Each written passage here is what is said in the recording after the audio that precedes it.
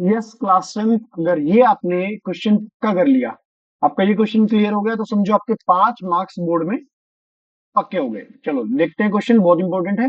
The angle of depression of the top and the bottom of an 8 meter tall building, ये है आपका application of trigonometry का question. ठीक है, सबसे पहले करना क्या है, आपको क्वेश्चन ध्यान से पढ़ के चीजें समझ लेनी है कि गिवन क्या है। ठीक है, गिवन बोला है इसमें, पहले मैं आपको समझाता हूं। एंगल ऑफ डिप्रेशन बोला है कहां से, from the top of a multi storeyed building. Multi storeyed building से एक आपके पास एंगल ऑफ डिप्रेशन गिवन है to the top and bottom of an 8 meter tall building. मतलब कहने का है कि अगर ये 8 मीटर टॉल बिल्डिंग है, छोटे वाली, this is 8 meter tall building, 8 meter tall building. ठीक है, और ये एक मल्टी स्टोरेड बिल्डिंग है, मल्टी स्टोरेड बिल्डिंग।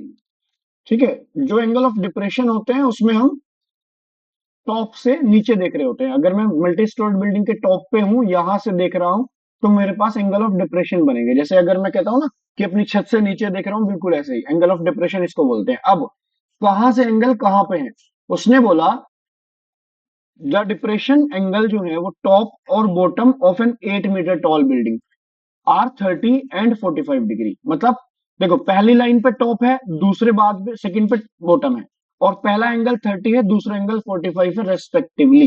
इसका मतलब टॉप वाला एंगल 30 डिग्री है। इसका मतलब मैं कह सकता हूं कि अगर मैं ये वाला एंगल बनाने वाला हूं यहां से ऐसे, this this must be 30 degree, और लाइन पैरेलल की वजह से ये वाला एंगल भी कितना हो जाएगा, 30 डिग्री। अंडरस्टूड। टॉप वाला एंगल, ये टॉप वाला एंगल 30 डिग्री बोला था। मैं अभी आपको क्वेश्चन एक्सप्लेन कर रहा हूं कि आपको फिगर कैसे ड्रॉ करनी है। Then we will start the question. अगर आपको क्वेश्चन समझ गया, आ गया, एंड आपने फिगर सही बना लिया, देन आपका half of the question is done. Now look, अब आपके पास मैं कह रहा हूं बॉटम वाला एंगल बनाते हैं। एंगल ऑफ डिप्रेशन है बॉटम पे 45 डिग्री, ये देखो ये बॉटम लिखा हुआ एंड दिस इज 45 डिग्री लिखा हुआ है। तो मैं बना रहा हूं यहां से एंगल ऑफ डिप्रेशन बॉटम पे ऐसे। ठीक है, ये वाला पार्ट हो जाएगा 45 डिग्री। इसका मतलब ये वाला complete is green one is 45 degree. Understood. तो ये वाला पार्ट भी कितना हो जाएगा, 45 डिग्री हो जाएगा। नाउ उसने क्या क्या चीज गिवन दे रखी है, पहले हम नेमिंग कर देते हैं। ये ए हो गया, बी, सी, डी, ई, ये ग्रीन से हमने नेमिंग कर दी।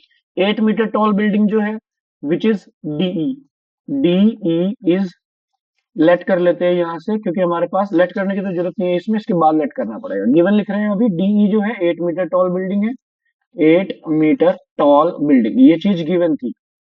और जो एसी है, एसी वो मल्टी स्टोरेड बिल्डिंग है, इसे हमें लेट करना पड़ेगा। बीसी तो देखो, ये जो बीसी वाली लेंथ है ये तो 8 मीटर ही हो जाएगी सेम, लेकिन जो ए बी है वो हमारे पास गिवन नहीं है, तो यहाँ पे हमने ए बी को एक्स लेट कर लिया। AC will be A B plus B C, and हमें लेट करना है A B is equals to x,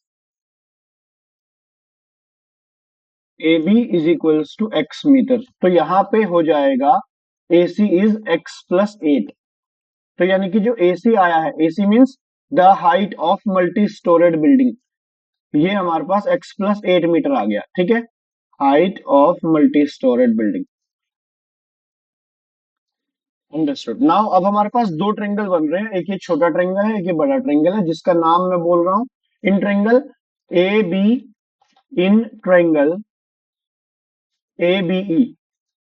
देखो ध्यान से, अगर मैं यहाँ पे देखूं तो मेरे पास एक तो वैल्यू है परपेंडिकुलर की, ये वाली ए बी, दूसरी वैल्यू है बेस की विच इज बीई। यानी कि परपेंडिकुलर और बेस, यानी कि मुझे टेन यूज करना है।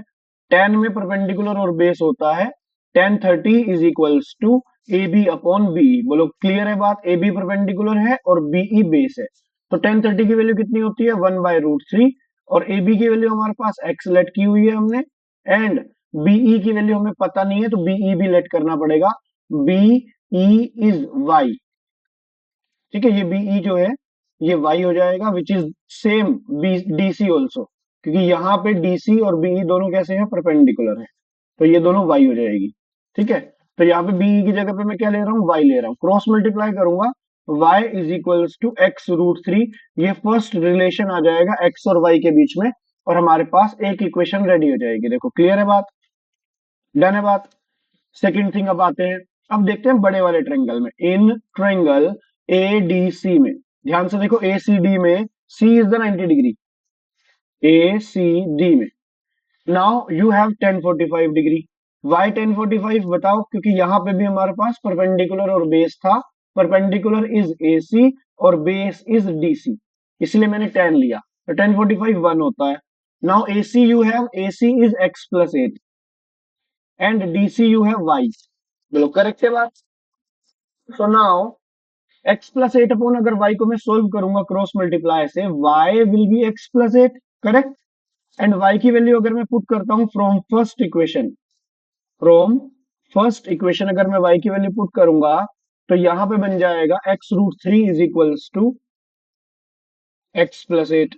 बस मैंने किया क्या है, y को रिप्लेस कर दिया x√3 से, अब x को एक साइड लेके जा रहा हूं इधर, और फिर उसमें से माइनस हो जाएगा x√3 माइनस x, और यहां से मैं कॉमन ले लूंगा x, तो मेरे पास x की वैल्यू आ जाएगी √3 - 1 इज इक्वल्स टू 8, क्योंकि x कॉमन आ गया तो 1 बचेगा ब्रैकेट के अंदर। सो x की वैल्यू आ जाएगी 8 अपॉन √3 - 1। अब मुझे यहाँ पे √3 हटाना है बेस में से, तो मुझे क्या करना पड़ेगा, कॉन्जुगेट से मल्टीप्लीकेशन करनी पड़ेगी, √3 + 1 से मल्टीप्लाई करना।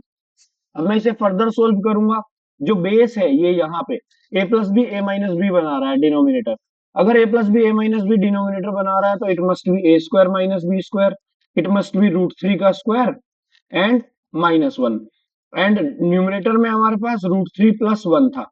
अगर मैं इसे फर्दर सोल्व कर रहा हूं नेक्स्ट स्लाइड पे, तो 8√3, अच्छा ये देखो, √3 का स्क्वायर 3, 3 - 1 2, तो मेरे पास बन जाएगा x is equals to 8√3 + 1 upon 3 - 1, जिसे मैंने 2 लिख दिया। देखो पिछली स्लाइड में ये √3 का स्क्वायर था तो 3 था, 3 - 1 2, तो मैंने यहाँ पे 3 - 1 2 लिखा और कट कर दिया, जिससे हमारे पास x की वैल्यू आ गई 8 नहीं सॉरी 4 आ जाएगा, 4√3 + 1, 4√3 + 1 and bracket is also there, तो हमारे पास ये आ गए x की वैल्यू। ठीक है, यहां से y भी निकल जाएगा, क्योंकि y का रिलेशन हमारे पास इक्वेशन फर्स्ट में आया हुआ था, देखो ध्यान से, फर्स्ट इक्वेशन में आया था x√3, तो इसे हम लिख रहे हैं y is equals to x√3, तो y बन जाएगा 4, x की वैल्यू पुट कर रहा हूं मैं ऊपर से, मल्टीप्लाई √3, अब √3 के अंदर एंट्री करा रहा हूं या सबके अंदर एंट्री करा रहा हूं, तो बन जाएगा 4 इंटू, देखो √3 इंटू √3 विल बी 3 प्लस √3, अभी मैंने 4 बाहर ही रखा हुआ है, सिर्फ √3 की एंट्री करा रहा हूं, और अगर मैं √3 की एंट्री करा रहा हूं तो ध्यान से देखो ये, मतलब कि पहले एक बार इसके साथ मल्टीप्लाई होगी और फिर एक बार 1 के साथ मल्टीप्लाई होगी, ऐसे कह रहा हूं, अंडरस्टूड। चलो, तो √3 के साथ मल्टीप्लाई करके तो 3 बना दिया, और 1 के साथ मल्टीप्लाई करके 3 बना दिया। ठीक है, डन है बात। So now you have 4 into 3 plus √3 which is in the metre, तो ये हमारे पास क्या आया है, ये हमारे पास y आया है, and it is one answer, it is the distance between the buildings. Check करो, यही हमें निकालना था, distance between buildings and height of the multi storeyed building. Distance between buildings तो यही था डीसी विच इज वाई, तो ये तो हमारे पास आ चुका है। सो डिस्टेंस बिटवीन बिल्डिंग्स तो हमारे पास ये आ चुका है, अब हमें सिर्फ इसमें height of the multi storeyed building रह गया है। डिस्टेंस, ये बिटवीन को मैं ऐसे लिखता हूँ, बिटवीन बिल्डिंग्स, शॉर्ट फॉर्म में आप लोग भी लिख सकते हो। तो ये तो आ गया सेम, फर्स्ट आंसर तो ये हो गया। अब जो दूसरी चीज रह रही थी, height of multi storeyed building, उसे निकाल देते हैं। Height of multi storeyed building, यानी कि जो हमारे पास बड़े वाली बिल्डिंग की हाइट है। देखो उसने क्या पूछा हुआ, एसी पूछा हुआ है, एसी वॉज x+8, एक्स की वैल्यू हमारे पास आई थी 4√3 + 1 एंड +8, बस इसे सोल्व कर दो और यही हमारा आंसर आ गया, 4√3 + 4 + 8 विच इज 4√3 + 12। अगर चाहो तो यहां से 4 कॉमन ले लो, चाहे यहीं पे छोड़ दो, which is 4√3 + 3 which is same, x और सॉरी एक्स नहीं, एसी और वाई ये दोनों सेम आई है। जितनी डिस्टेंस बिटवीन बिल्डिंग है ना, उतनी ही हमारे पास बड़ी बिल्डिंग की हाइट है, रीजन बीइंग क्योंकि एंगल 45 था। जब एंगल 45 होता है ना, तो परपेंडिकुलर और बेस इक्वल होते हैं, तभी उनका रेशो 1 बनता है, क्योंकि हमें पता है 1045 1 है, इसका मतलब y और x+8 बराबर है, इसीलिए 1 है। समझ में आई बात? यहां से भी देख सकते हो y is equals to x plus eight, तो इसीलिए हमारे पास दोनों वैल्यूज इक्वल आई है, ए सी और y, क्योंकि y हमारे पास बेस था और ए सी हमारे पास परपेंडिकुलर था। I hope it is clear to you. Just make sure you are writing the unit at the end of the answer, unit लिखना मत भूलना। क्वेश्चन में पसंद आया, वीडियो अच्छी लगी है, समझ आया, लाइक करके कमेंट करके मुझे बताओ। एंड अगर हाइप का ऑप्शन आ रहा है, वीडियो हाइप कर दो, और बने रहो चैनल के साथ, सब्सक्राइब कर दो चैनल सब्सक्राइब नहीं किया है, और अपने 5-5 मार्क्स ऐसे ही पक्के करते रहो। नेक्स्ट वीडियोस में भी मैं सिंगल सिंगल क्वेश्चन लाता रहूंगा और आपके 5-5 मार्क्स पक्के कराता रहूंगा बोर्ड के लिए। Bye bye, see you in the next video.